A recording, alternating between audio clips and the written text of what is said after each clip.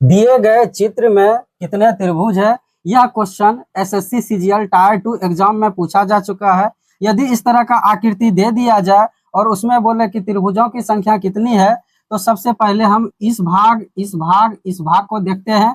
इस भाग को यदि हम बाहर निकालते हैं तो हमारा आकृति इस तरह से बन जाता है। इस तरह आकृति में त्रिभुजों की संख्या निकालने के लिए क्या करते हैं, जितना भी गिनती करके होगा उतना उसको हम आपस में जोड़ देंगे। 1 2 तो टोटल कितना हो गया 3। उसी तरह से 1 2 टोटल हमारा कितना हो गया 3।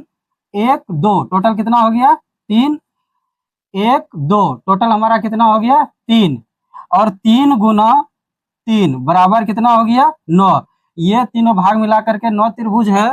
अब हम इस भाग को पकड़ते हैं। इस भाग को यदि हम बाहर निकालते हैं तो हमारा आकृति इस तरह से बन जाता है।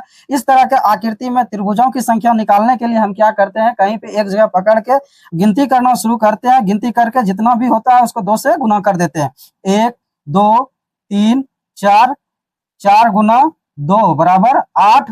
उसी तरह से 1 2 3 4 4 गुना 2 बराबर कितना हो गया 8।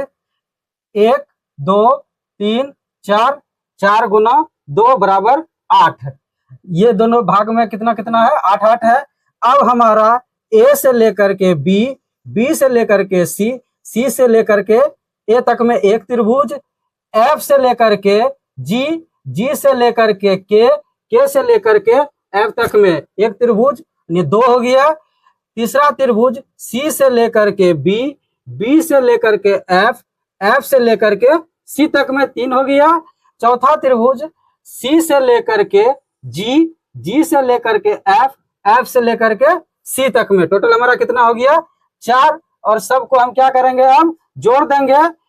9 8 17 8 25 4 29। इस आकृति में कुल 29 त्रिभुज है और 29 हमारा ऑप्शन नंबर डी में दिया हुआ है।